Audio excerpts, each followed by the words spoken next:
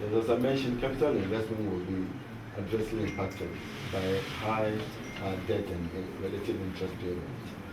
Now, in 2016, once again, we have the capital expenditure being 7.678 billion, equivalent to 4.6% of GDP. And this was capital expenditure in 2016 was less than the debt, the interest payment of what 10.770 billion. Our interest payment in 2016 was even more than the amount we spent on what the capital expenditure, and that is why some would say the accumulation of debt becomes what worrying. Yeah, and so let's go to the next slide. Let's go to the next slide. Now we come to the recommendations. On the basis of the findings, what do we recommend? First, we call for redefinition of debt sustainability. Actually, debt sustainability, based on what we witnessed from the likes of the United States, Japan, the Italy, and the United Kingdom, and others, who have high debt to GDP ratios, and yet their economies are blossoming. Their economies could not be compared with ours. What it means is that we must redefine debt sustainability, not to mean the fact that we have to reduce the quantum of debt, but it has to be the ability to use the contracted loans for the purposes intended to accelerate development and growth, to ease repayment at due dates. If Fitch is asking the United States to raise the debt ceiling in order not to lower the credit rating, it means the United States has the shocks to absorb higher debt and even pay at a future date. We need to account for the funds that we contract.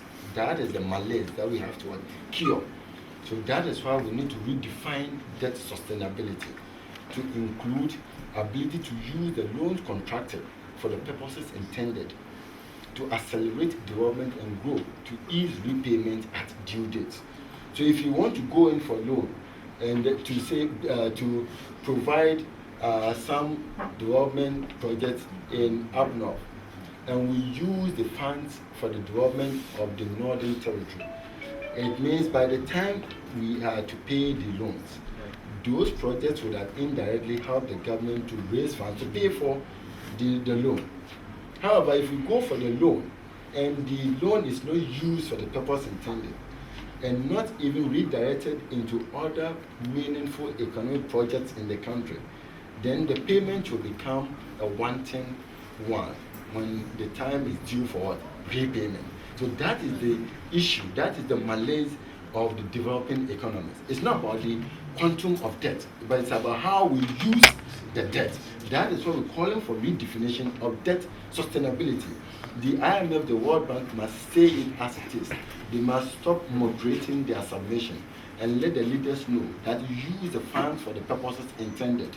So that when it is time to repay, there will not be problem for the governments of the day. If the current government takes loans and then embezzles the funds, it will be problematic for the government at the maturity date to be able to pay. However, if the funds are used for the purposes intended, the loan will be paid with relative ease. If you go in for funds to put up schools or classroom blocks, what it means is that we're making conscientious effort to reduce the level of illiteracy among our social setting.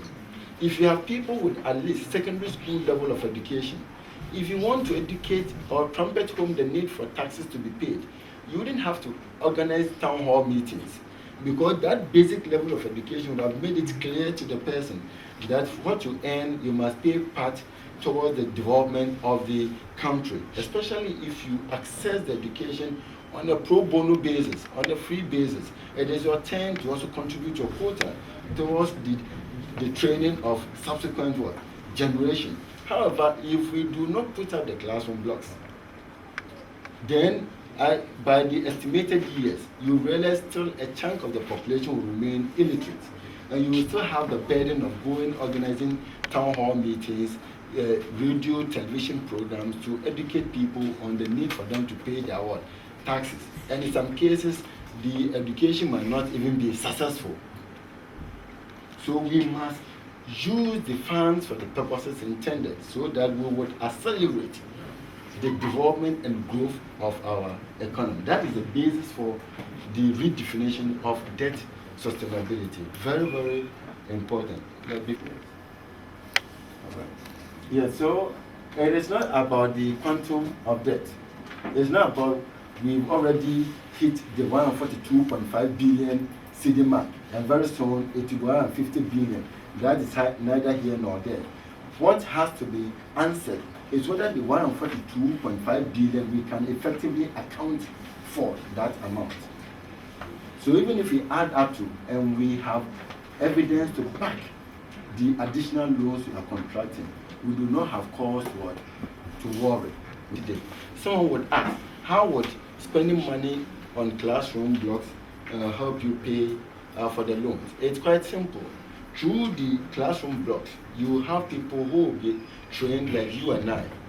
Some years ago, I might be working in my community without even slippers on. Today here, am I standing here? So this is what we're looking for. There should be more people who will be able to turn things around for the economy. We didn't have to always look out to the West to formulate and then shape our economic destiny. That wouldn't help us. So if you educate the individuals, you end up eventually having highly trained human capital that you would access their services at relatively cheaper cost. And they would help to shape your economy. The model cases of Singapore and Malaysia come into mind readily. We started the economic journey with Singapore and Malaysia. Today they are far ahead of us. Why? Because the governments of these nations decided to make education a national burden and not a parental or family burden. And therefore, you, the parent, you have no any excuse to say, I don't have money to pay for fees. So the child wouldn't go to school. Today, they have depleted a chunk, about 60 to 70% of their resources have been depleted because of the free education. Yes, but they are not worried because the brain they have is more than enough to turn the remaining 30% into about 1,000%. A model case, once again, is the United Kingdom. We all know it's more or less a small country. But here's UK with less than half of the natural resources Ghana has. And yet we want UK to be giving us grants to finance our budget. Why?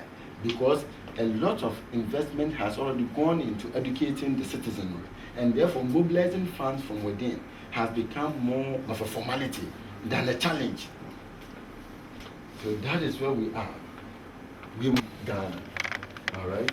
Yeah, so that is what we're looking for. Now, successive governments must also ensure that the city is stabilized. Once again, this morning the issue came up to 4 and had to be talked about briefly. If you observe the trend in Ghana, it looks as if every year after election we experience a come in the value of the city. 1993 is a classic example, 2001, 2009, 2013. How?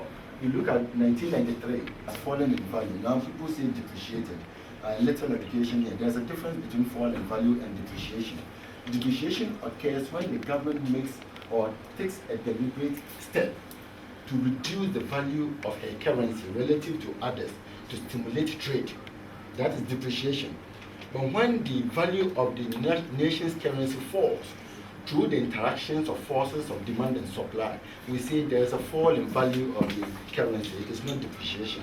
But we realize the word depreciation is used across board, and we take it for the purpose of reporting. But there's a difference, all right? And for all this while, it is not a deliberate effort by the government until 2005 or 6 when former President Kufuor redenominated the cedi. Now in 1993, after the election in 1992, the cedi fell in value by about 35%. Now you look at 2001, when former President Kufuor also took over, the cedi fell in value by about 5%. 2009, when the late Professor John Evans Atta-Mills assumed the reins, by the end of 2009, the cedi has fallen in value by about 15%. 2017, last year, by the end of the year, the city has fallen in value by 4.9%. So you realize historically, whenever we usher ourselves from an electioneering year, our city tries to struggle relative to major currencies like the euro, the pound sterling, and then the American dollar. Because of the devaluation, the city exchange to the dollar was 70% to 1 dollar. I remember in the US, the day after the announcement, we moved to that is 2013. So we are managing, but still there is room for what? Improvement. We need to see better rates than we are witnessing today. Okay. And then it is important, looking at the fact that we have issue of crowd out effect or crowding out effect on the private sector. That is when the government decides to borrow excessively from the private, from the local banks. The private investor is crowded out because the banks are looking for people who can pay the loans at maturity date. And the government's repayment is more or less reassuring than the individual borrower. Some will say not now because the government has contributed significantly the non-performing loans of over 8 billion that we have in the system. But generally, you would be more comfortable lending to the government than to a private institution, because when it comes to wealth, the government can print notes to pay you off, and the note is what? Legal tender. You can't challenge it. If you should put a printing machine in your room now and print notes, it will come after you. That one is not a legal tender. But what will serve the common good of the public is what? A legal tender.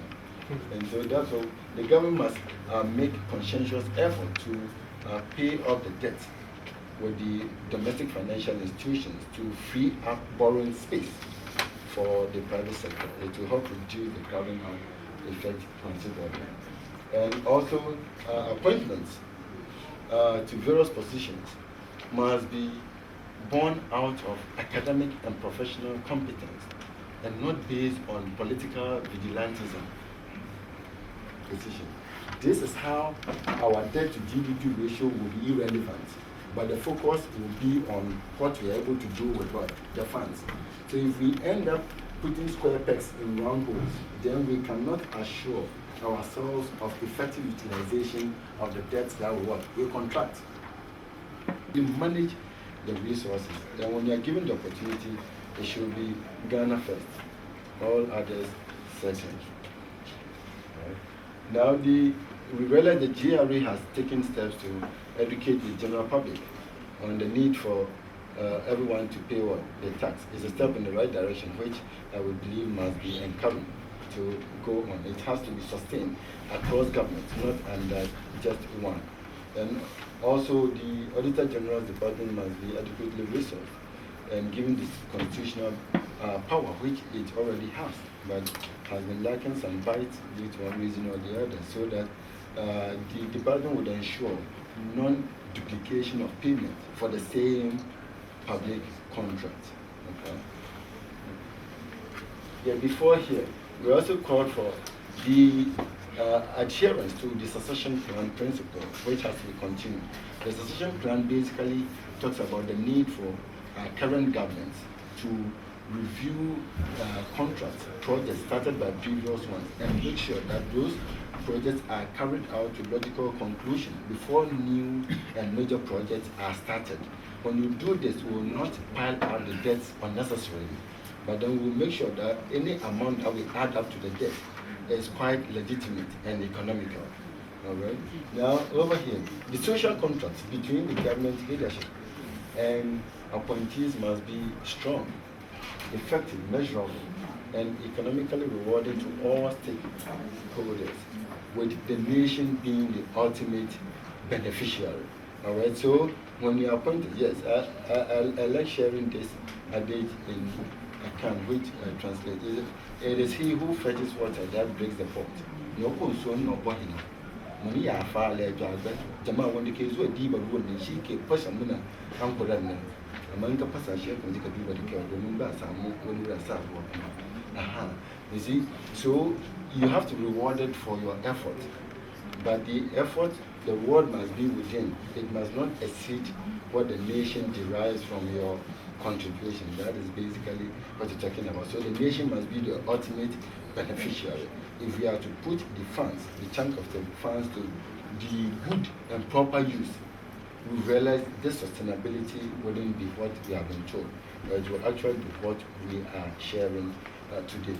On this note, we draw down the curtains of today's press conference. Thank you very much.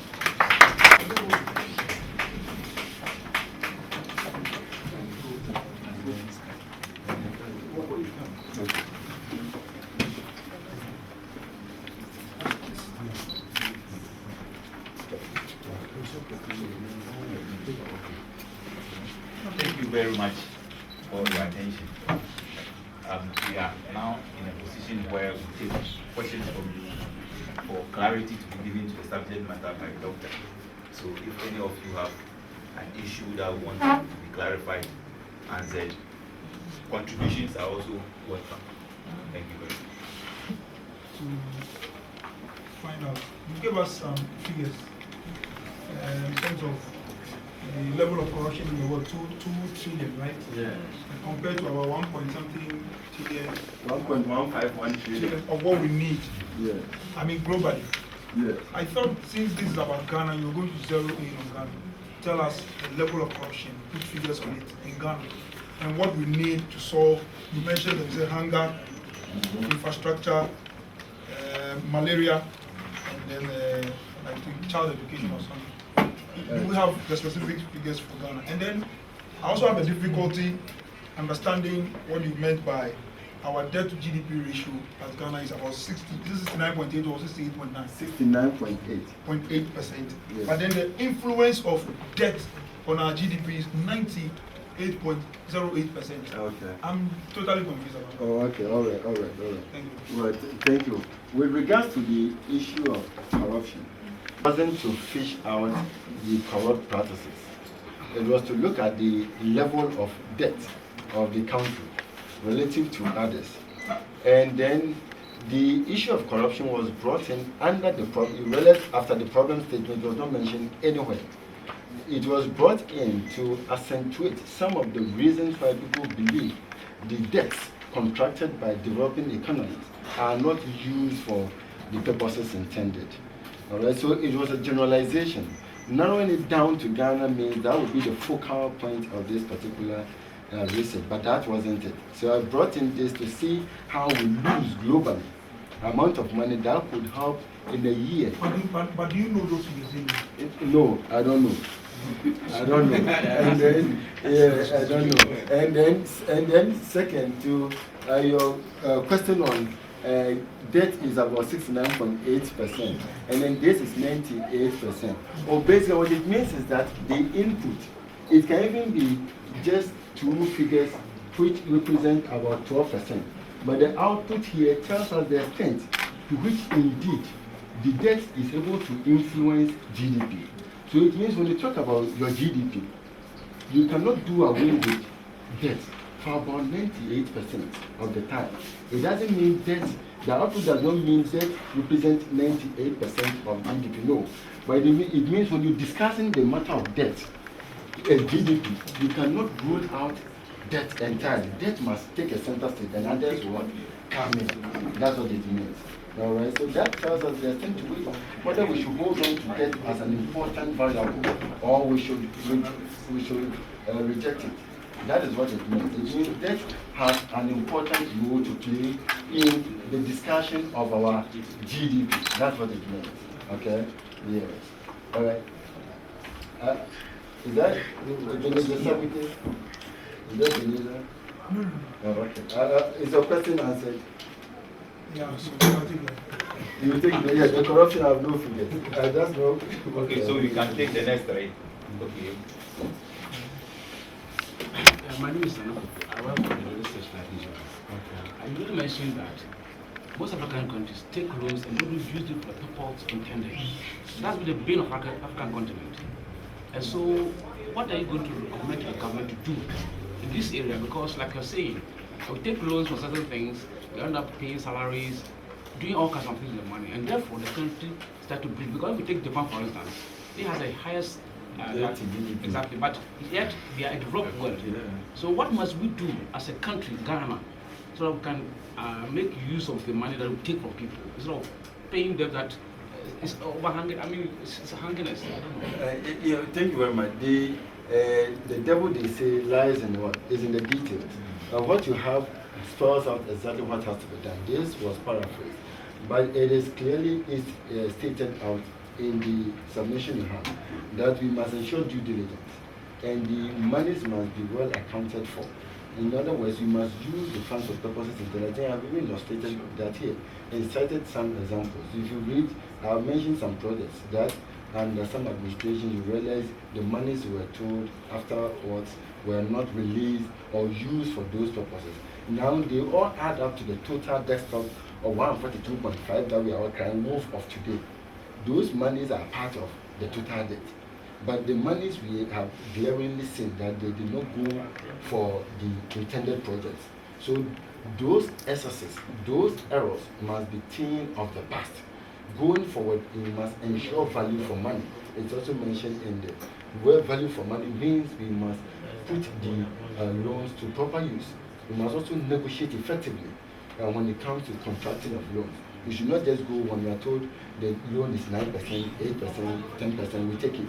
We should have people who will be able to negotiate effectively on behalf of the nation so that we cut down the cost of borrowing and be able to benefit from it. So this has been mentioned. Actually, it's not ending yet. This will be published in an international journal so that as it is a generalization for the developing economies. And more. Ghana was used as a model case, but it is intended for everyone. So the message would go out. Since the government controls the loan, we have the people. We are citizens. What can we do?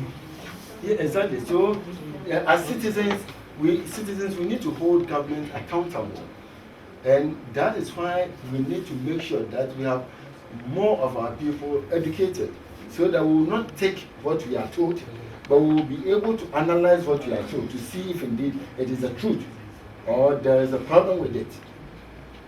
So that's what we have to do. As citizens, we have to ensure checks and balances. Ask questions as we do. So if you are told we've contracted a new loan of about $10 billion, what did the money go for? $5 billion. What did it go for? If it went for the payment of old debts, and then resorting to, I've also mentioned, now we have to change the strategy, which, of course, the previous administration started towards the tail end, but the current administration is implementing it to the fullest. And we must hold on to, and that is borrowing long to pay short. It means when debts are due within a year, you must borrow and expect to pay in 5, 10, 15, or 20 years to heave a sigh of economic relief so that you'll be able to focus on developmental projects within the economy. We need all of this. All right, so when this goes on, when we are told debts have been contracted to pay off existing debt, we have to find out to see if indeed those payments have been made. And in some cases, we'll be able to see through transitions. When there's a change in government, we can tell if indeed those payments were made or not. We need to ensure, but we do not have to wait till transitions before these things are found out. Going forward, we must do the right thing. That is all. We must learn to put the nation first and all others second. If we adhere to this basic principle, we will not be lamenting anymore, but we will be what? We will be full of joy, and that is very important. So the one way we can hold them to account for is first, hearing of the loans contracted. 2, finding out if indeed the loans have been used for the purposes intended. If it is not so, then you have a problem. And once again, that is what separates the likes of the US, Japan, all right, Italy, and others you mentioned from us. There are structures in place, and so transparency and accountability become a watch phrase and not a rhetoric. Okay?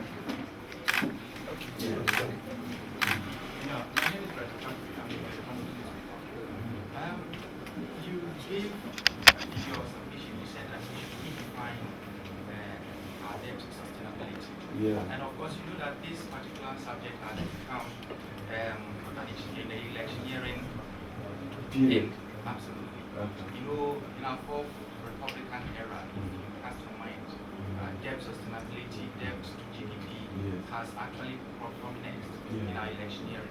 Now, are you asserting that, after all, there's no problem with our debt issues, that we should forget about it? Are you looking at the Ghanaian economy?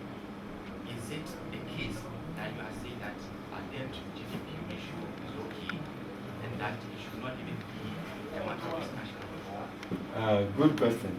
That is not what I'm asserting.